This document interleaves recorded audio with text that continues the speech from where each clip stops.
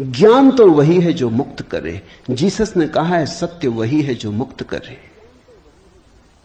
ज्ञान तो वही है जो मुक्त करे। ये ज्ञान की कसौटी है।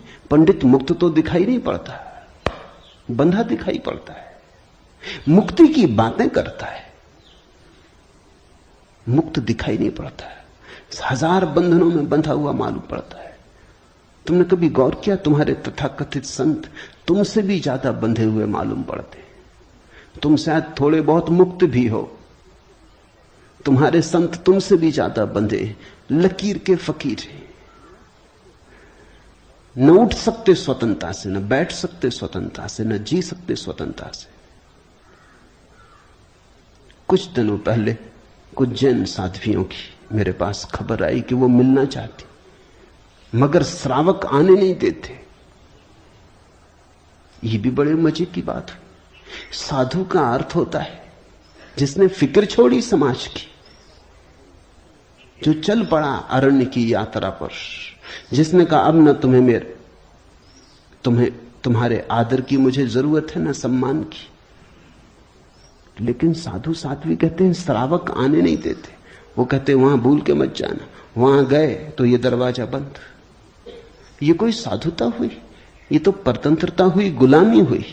ये तो बड़ी उल्टी बात हुई। ये तो ऐसा हुआ कि साधु श्रावक को बदले, उसकी जगह श्रावक साधु को बदल रहा है।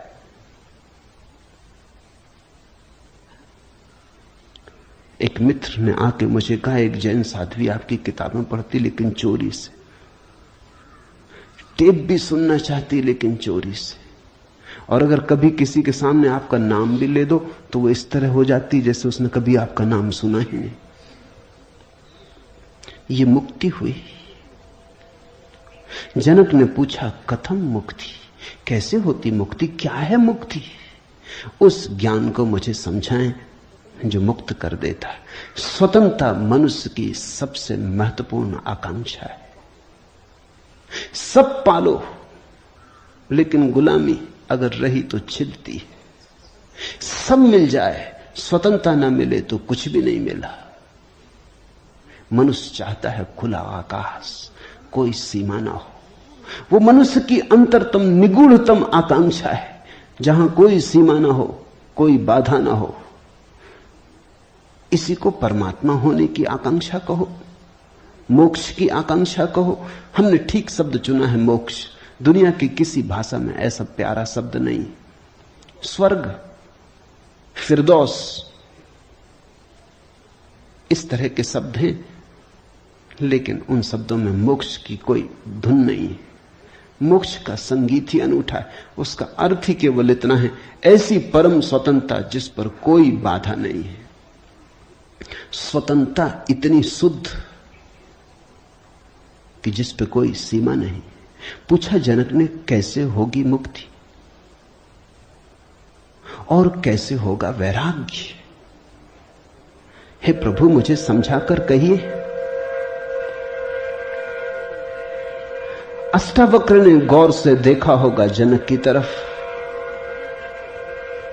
क्योंकि गुरु के लिए वही पहला काम है कि जब कोई जिज्ञासा करे तो वो गौर से देखे जिज्ञासा किस स्रोत से आती,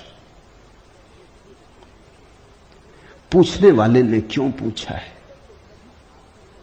उत्तर तो तभी सार्थक हो सकता है जब प्रश्न क्यों किया गया है वो समझ में आ जाए, वो साफ हो जाए।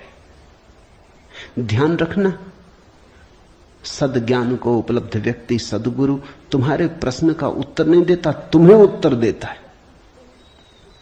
तुम क्या पूछते हो इसकी फिक्र कम है, तुमने क्यों पूछा है, तुम्हारे पूछने के पीछे अंतर चेतन में छिपा हुआ जाल क्या है, तुम्हारे प्रश्नों की आड़ में वस्तुतः कौन सी आकांक्षा छिपी है।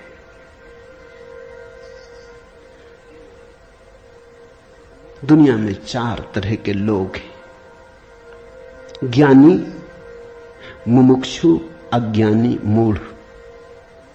और दुनिया में 4 ही तरह की जिज्ञासाएं होती। ज्ञानी की जिज्ञासा तो निशब्द होती, कहना चाहिए ज्ञानी की जिज्ञासा तो जिज्ञासा होती ही नहीं, जान लिया। जानने को कुछ बचा नहीं। पहुंच गए, चित्त निर्मल हुआ, शांत हुआ, घर लौट आए, विश्राम में आ गए। तो ज्ञानी की जिज्ञासा तो जिज्ञासा जैसी होती ही नहीं। इसका यह अर्थ नहीं कि ज्ञानी सीखने को तैयार नहीं होता। ज्ञानी तो सरल छोटे बच्चे की भांति हो जाता है, सदा तत्पर सीखने को। जितना ज्यादा तुम सीख लेते हो उतनी ही सीखने की तत्परता बढ़ जाती।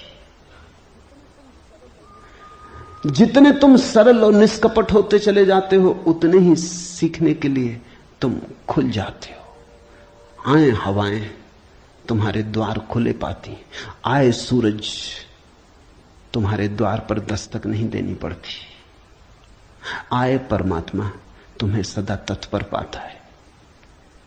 ज्ञानी ज्ञान को संग्रहित नहीं करता, ज्ञानी सिर्फ ज्ञान की क्षमता को उपलब्ध होता है। इस बात को ठीक से समझ लेना, क्योंकि पीछे ये काम पड़ेगी।